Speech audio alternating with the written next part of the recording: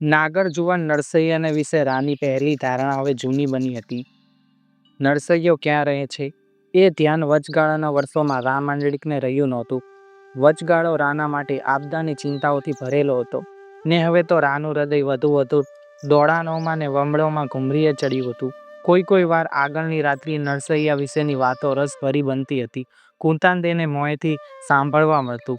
રાસમંડળ જવાને વચ્ચે મસાલ ધરી ઊભો નરસૈયો જે રાત્રિએ સ્ત્રીઓ અને પુરુષોના સહિયારા વૃંદોને ગૌરાવી રહ્યો હતો કે આશ ભર્યા અમે આવ્યા રે, મારે વાલે રમાડ્યા રાસ રે, આવેલ આશા ભર્યા રે, તે રાત્રિએ મહેતાજીના ચોરામાં પોતે વેશ પલટો કરીને હાજર હતી. તે રાત્રે રાસ જગ્યો હતો. સમયનું ભાન ભૂલાયું હતું. ભક્ત નરસૈયાના હાથની આખી મશાલ સળગી રહી હતી. તે પછી એનો હાથ સળગતી મશાલ બન્યો હતો. અગ્નિ ઝાળ નરસૈયાની કોણી સુધી પહોંચી હતી. એવામાં વિશળ કામદારે રા પાસે આવીને એક વધુ ચમત્કારી વાત કરી હતી કે કોઈક પરદેશી જાત્રાળુઓ દ્વારકા જતા હતા. તેની પાસે રોકડ ખર્ચી હતી, પણ વાંધેરો લૂંટશે એવી બીકે આ શહેરમાં હુંડી ખરીદવા નક્કી કર્યું. હુંડીનો ખરીદદાર કોઈ ન જડ્યો. કોઈક ટીખળીએ આ પરદેશીઓને વિભ્રમમાં નાખ્યા કે નરસિંહ મહેતા અમારા શહેરના માતબર સરાફ છે, તે તમને હુંડી લખી આપશે. નરસૈયાને ઘેર તે દિવસે 50-100 સંતો અભાગ્યાતોનું કટક પડ્યું હતું. ઘરમાં તે ખવડાવવાના તાકડા નહોતા. ઠીક થયું, ટાણાસર નાણાં પહોંચાડ્યા મારા વાલજીએ, એમ કહીને નરસિંહ મહેતાએ નાણાં સ્વીકારી લઈ એક કાગળના કટકા ઉપર હુંડી લખી દીધી કે શેઠ શ્રી શામળાજી રૂપિયા આટલા પૂરા ગણી દેજો. એ જ યાત્રાળુઓ દ્વારકાથી અહીં પાછા ફર્યા છે. એમણે નરસિંહ મહેતાએ વાત કરી છે, ગજબ વાત છે. યાત્રાળુઓ કહે છે કે શેઠજી, આખી દ્વારકાપુરીમાં હુંડીનો ધણી શામળાજી નામે કોઈ વેપારી છે જ નહીં, ને કોઈકે તમને ફસાવ્યા છે, એમ અમને એક દુકાનેથી જવાબ ચડ્યો. અંતે અમે થાકીને દ્વારકા બહાર નીકળ્યા ત્યારે દરવાજામાં એક પુરુષ સામે મળ્યો. તેણે કહ્યું કે ભાઈ, હું જ એ શામળો શેઠ. હું ગામત્રે ગયો હતો. લાવો હુંડી સ્વીકારી આપું. એમ કહી રૂપિયા ગણી આપ્યા. વાત સાંભળી નરસૈયો તો ખડખડ હસવા લાગ્યો છે. એ તો કહે છે કે ભાઈ, મને તો હુંડીની વાત જ યાદ નથી. મારે તો કોઈ સરાફી વેપાર પણ નથી. એ તો મારો વાલોજી મળ્યા હશે. કોણ છે એનો વાલોજી કે જે વાતમાં એના કામ પૂરા કરી જાય છે? રા માંડલિકના લલાટમાં આ પ્રશ્ન પૂછતે કરચલી ઉછળી. એ તો કહે છે કે મારો વાલોજી દામોદર રાય. કામદારે દુત્તું મોં કરીને કહ્યું, દામોદર રાય એટલે પ્રભુ શ્રી હરિ. શ્રી હરિ એટલા સસ્તા છે હે કામદાર? રાના માથામાં ક્યાંક ગૂંચળા વળતા હતા. એ તો કહે છે કે ગામના ડાહ્યા લોકો તો એવું કાંઈ નથી માનતા. બીજું તો કાંઈ નહીં મહારાજ, પણ આમ હુંડીઓ લખી આપવાથી આપણા નગરની આંટ બગડશે. પણ એને ભક્તને આવા ધંધા સૂઝ્યા ક્યાંથી મહારાજ? ગામ તો બોલે છે કે આ તો ધૂતવાના ધંધા કહેવાય. એને કહી દેજો કે મારી નગરીમાં ઘૂંટારા વેડા નહીં ચાલે. મારા બા કુંતાદેને તો આ બધું સત્ય લાગે છે. કુંતાદે એટલું ઘેલું લાગ્યું છે ત્યારથી જ મને બીક લાગી છે. નગરમાં તો સૌ નરસૈયાની સામે બૂમ વધતી આવે છે. આપણું રાજ ચાહે તેમ તોય શિવ ભક્ત. આપણે આંગણે ગિરનારનું બેસણું એટલે રાડ વધી રહી છે. શિવને નામે સોમનાથનું તીર્થ હાટડી બન્યું છે, તેમ દામોદર રાયજીને નામે અહીં પાછું પાખંડ ક્યાં શરૂ થયું? હા, પાખંડ જ મહારાજ. વાણિયાએ બોલ પકડ્યો. આપ બરોબર શબ્દો બોલ્યા. મારા સામે શિવ ભક્તો બબડતા હતા ત્યારે હવે આની સામે કેમ સૌ ચૂપ છે? મહારાજની બીકે. મારી બીક? અરે ભૂલ્યો, મહારાણીની બીકે. રાણીજીને કહી દેવું પડશે. બીજું તો કંઈ નહીં, પણ અહીંના શેવીઓ અમદાવાદ જઈ ચાડી ખાય તેની મને ધાસ્તી છે. એથી તો હું જરાય ડરતો નથી કામદાર. અમદાવાદમાં તો બખેડા ચાલ્યા છે, તે મારા 2 ઉપરકોટ અભેદ્ય છે. રા હવે આ તોરમાં તણાયા હતા, ને સાઈ જમિયલ શાહ સરીખા દરવેશની મને સહાય છે, પણ મને આ નરસૈયાનું પાખંડ પાલવતું નથી. બીજી પણ એક અરજ કરવા આવ્યો છું. વિશળ કામદારના 50 વર્ષે પણ લાલ ટમેટા જેવા રહેલા ગાલમાં ગલ પડ્યા. એકવાર ઘરમાં પગલાં કરો. કેમ? સારો અવસર ગયો, પણ આપને નોતરી શક્યો નથી. કેટલામી? 3જી વારનું ઘર કે? રાને ખબર હતી કે વિશાળ કામદાર 3જી વાર લગ્ન કરીને આવ્યા હતા. આવશું ખુશીથી. કામદારે માનેલું કે રા કૃપા વરસાવી રહેલ છે. રાએ કામદારના ગયા પછી પોતાના અંતરમાં એક થડકાર અનુભવ્યો. અવતાર ધની કોઈ દિવસ કોઈને ઘેર ન ડોકાનાર રા પોતે પોતાના દિલને પૂછવા લાગ્યા. ત્રીજી વાર પરણેલો ઘેર જવા હું શા માટે લોભાવું છું? શું વાણિકોને ઘેર અપ્સરાઓ હોય છે? મારી કલ્પનાની અપ્સરાઓનો ચહેરો મોરો ક્યાંય?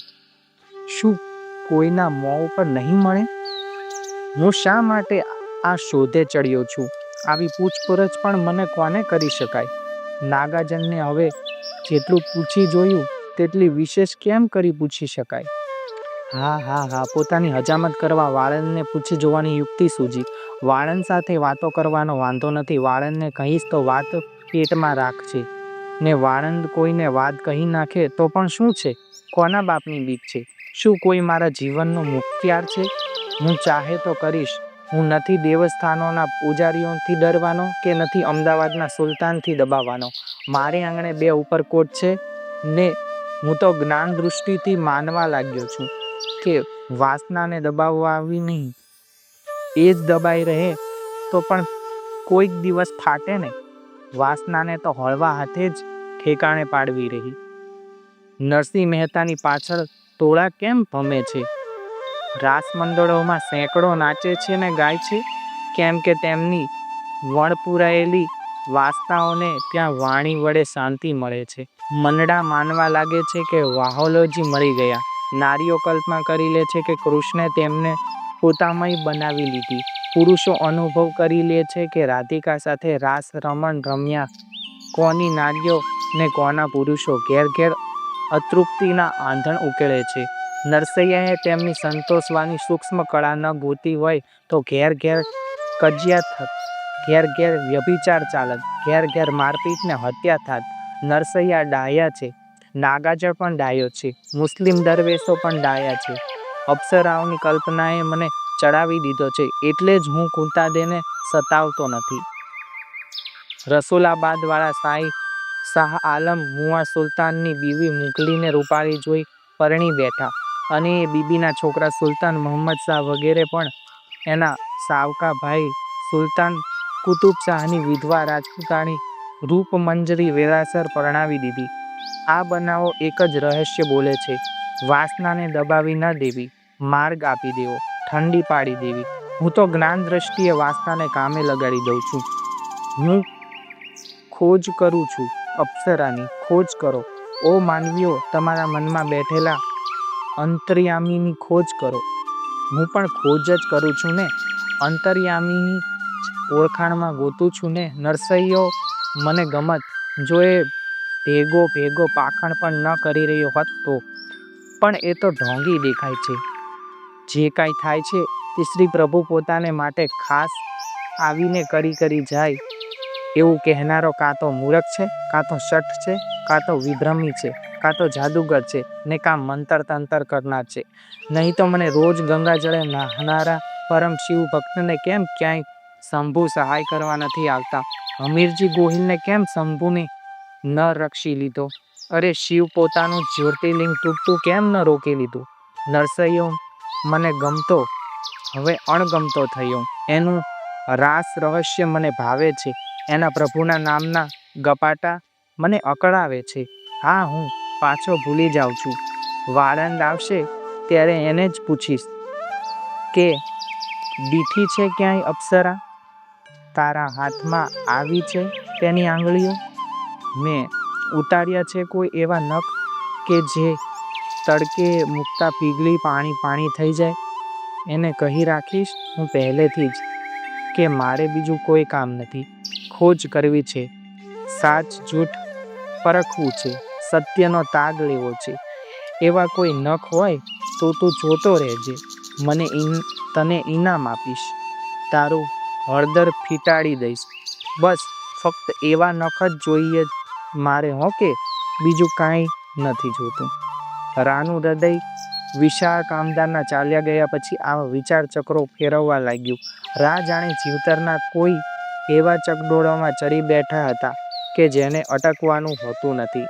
માનસ સાગરના કિનારા પર ઈચ્છાઓનો મહામેળો મચ્યો હતો. તેની વચ્ચે આ ચકડોળ ફંગાળો લેતો હતો. રાય એમાં ચડી ચૂક્યો હતો. ચકડોળ જરાય ઊભો ન રહે, ચગે, હજી વધુ ચગે. અરે જાણે કદી જ ન થંભે એવી રાની દખના હતી. ફેર ચડતા હતા. પૃથ્વી પર ઉતરવા હામ નહોતી. પડવાની બીક હતી. માટે ચગો ચકડોળ, ફરો કાળચક્ર, અનંતકાળ લગી આંટલો, નથી ઉતરવું, ધરતી પર નથી પગ મૂકો, કુંતાદેવીના કરડા નેત્રો દૂર થાવ.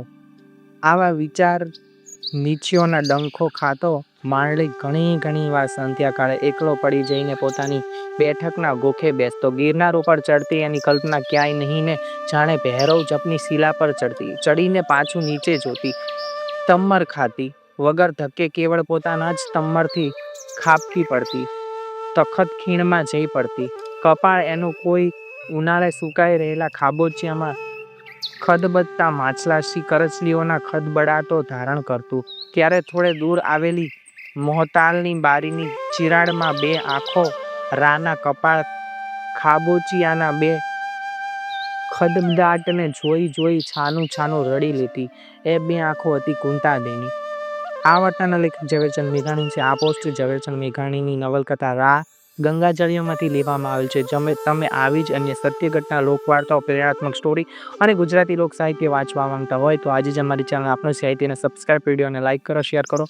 બાકી મળીશું નવા વિડીયોમાં અમારી ચેનલમાં. ત્યાં સુધી જય હિન્દ, જય ભારત દોસ્તો.